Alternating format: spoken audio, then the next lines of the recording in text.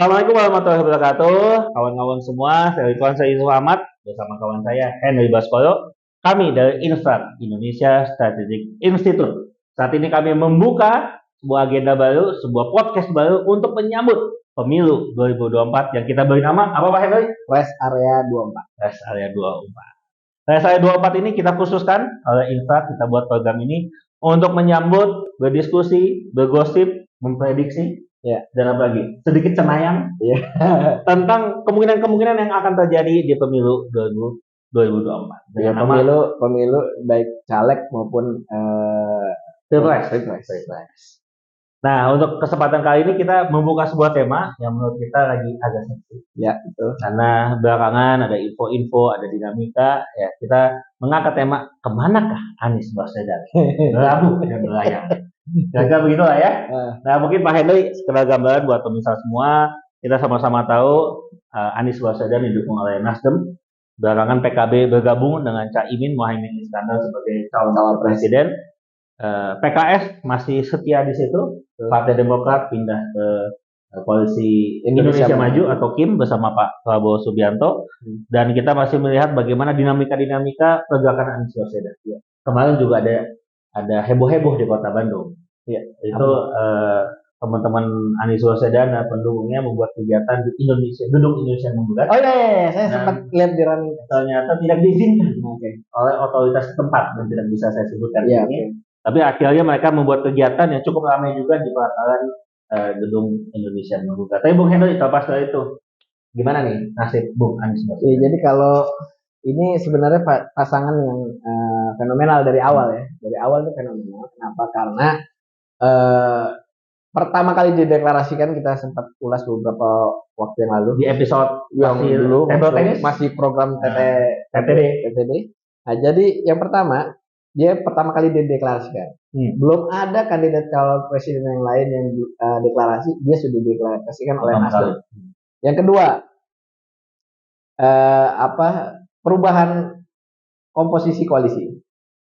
Komposisi koalisinya yang termasuk awal juga. Jadi di awal sudah ada Demokrat, terus kemudian ada PKS.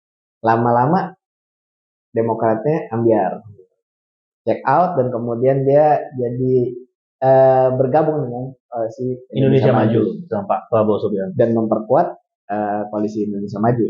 Nah, kemudian ada PKS. Sebenarnya kalau PKS kan dari dulu identik lah ya dengan Anies Baswedan. Nah, ini juga orang kan rame. Di koalisi ini sebenarnya siapa yang dapat hotel paling bagus? Kalau dari berbagai survei kan yang dapat hotel bagus PKS. Jadi Anies dengan PKS itu paling tinggi. Kombinasi paling tinggi. Kopi dan susu lah ya. Yes. Jadi saya pikir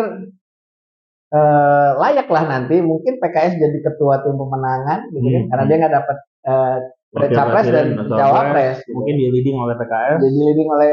Dan ini. Dan PKS layak buat dapat itu. Layak betul. Karena ini juga akan. Kalau nggak ambil.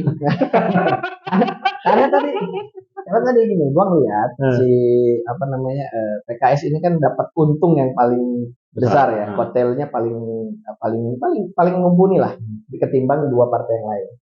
Nah, jadi Anies Baswedan ini harus berlayar. Kan kalau kemarin ada pertanyaan apakah ini akan berlayar atau tidak, harus berlayar. Walaupun ada beberapa catatan. Kemarin ada diganggu dengan saya pikir cukup mengganggu. Ada kasus-kasus yang diderita oleh salah satu partai di Nasdem misalnya. Terus kemudian juga cawapresnya ini juga ada panggilan ya kan dan sebagainya. Kan juga gak ada jaminan ketika nanti sudah didaftarkan tiba-tiba Caimin dipanggil bubarkan urusan. Bisa juga. Tapi ada ini nggak ya? Kan ya kalau mau cocokologi lah ya. Siapa Menkominfo? Pak Joni Plate, bahkan Mentan, Pak SCL, Limpo, itu kan dipanggil pasca deklarasi Anies Baswedan. Nasdem mendeklarasi Anies Baswedan. Termasuk Caimin dipanggil pasca deklarasi. Ketika dia jadi bakal presiden. Itu gimana kira-kira koalisi apapun namanya ini kan namanya belum firm ya. Andai perubahan itu gimana? Ya kalau gue menurut gue ini pertama dia harus ada kebulatan tekad dari ketiga partai ini anggota koalisi untuk benar-benar harus maju. Masih solid. Ya, harus maju. Jadi harus benar-benar maju. Yang pertama itu dulu. Kemudian yang kedua, ya dia harus mengeliminir segala kemungkinan alamat-alamat dalam tanda kutip negatif ke koalisi ini akibat pemanggilan tersebut. Walaupun ya tetap nggak ada yang menjamin. Karena kan aparat hukum yang bekerja itu normatif aja terus kemudian kalau bahwa kemudian agak merugikan ya bisa jadi gitu. Tapi menurut saya ini yang apa ya? Ya menurut gue ini penting bahwa si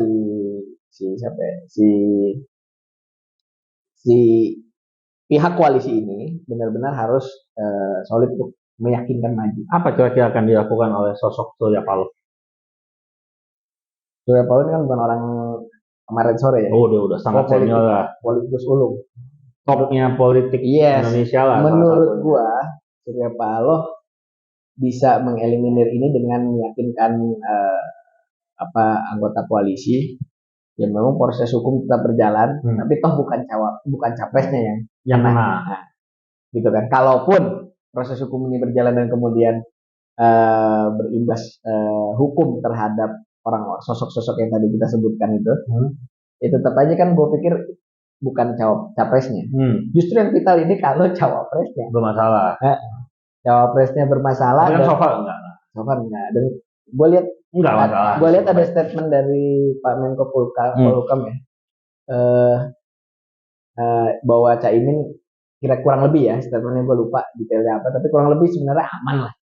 Dua-duanya. Caimin khusus untuk Caimin. Ya, asumsi Pak Anies aman, Pak Caimin juga aman. Jadi kalau begini, Anies Caimin akan berlayar. Dia akan mendaftar. Kalau gue yakin dia didaftarin. Akan didaftarin. Nah, untuk meyakinkan itu, gue berharap PKS tetap ada di situ. Bukan, lebih strong lagi. Maka PKS layak menjadi ketua. Nah, gue lihat kan dulu awal-awal gambar Anies PKS banyak ya. Awal-awal dulu ya, belum ada pasangan. Sekarang kok udah ada pasangan, udah nggak ada lagi. Ini mah di Kota Bandung lah ya. Ya di mana-mana ya, di Jakarta, di mana di situ. Gue bilang kok sedikit ya. Jangan-jangan belum firm. Mesti lebih semangat lagi. Gitu tuh. Itu untuk koalisi perubahan. Tapi tentang koalisi perubahan tambahan ini, gimana Caimin meyakinkan masa NU-nya yang selalu menjadi yang diyakinkan kan? Iya. Kalau memang ada data ya, ada yang menyebutkan bahwa tidak semua warga NU memilih PKB. Dari yang milih PKB juga belum semuanya milih Caimin. Malah Pak, setahu gue paling gede malah ke Prabowo, kedua malah Ganjar. Jadi memang ini kondisi real yang harus disikapi sama PKB ya, dan dia harus mengkonsolidasikan ini. Dan indikatornya sih simpel aja menurut gua, karena dia kan PKB ini identik sama Partai Jawa Timur, gede lah di Jawa Timur. Anies kuat. Anies kan. Nah, maksud Jawa gua Barat dia juga kuat. Yes. Maksud gua kenapa di Jawa Timur kemarin dari survei-survei yang menang masih Prabowo. Faktanya. Yes. Berarti kan perlu ngegas lagi nih saudara-saudara PKB ini. Kira-kira begitu untuk pasangan ini. Jadi kesimpulan episode pertama RSAW 24 ini adalah Anies akan terus berlayar. Anies harus berlayar sehingga nanti persaingan mudah-mudahan 3 pasang lebih sehat. Keren dong. Orang ada yang milih yang kanan, kiri, tengah. Semuanya ada di situ. Ada pilihan. Semakin banyak calon presiden makin seru, Bos. Iya. Ada bercandaan tuh di sosial media. Cuma Surya Paloh yang bisa menyatukan kaum Salungan dan kaum Karangatung. Ya, gitulah. Tapi semoga PKS, Nasdem dan PKB bisa terus kompak dan menghasilkan. Tinggal kita ini kan. Kita lihat nih, apakah nanti mau mampu bersaing pasangan ini dengan Prabowo dan calonnya nanti. Dan calonnya yang akan kita bahas di episode selanjutnya. Mungkin. Tapi kalau ada sedikit kayaknya Gibran. Iya. Oke kawan-kawan semua, itu episode pertama DLS Alia 24 dari saya, Ridwan Yusuf Ahmad. Gibran pernah deh sama itu nggak tahu kata udah time out. Demikian kawan-kawan semua. Penting nih. Saya Andri dan saya mohon pamit. Kita ketemu di episode selanjutnya. Wes Alia 24 dari Irfan Indonesia Strategic Institute. Salam dari kami.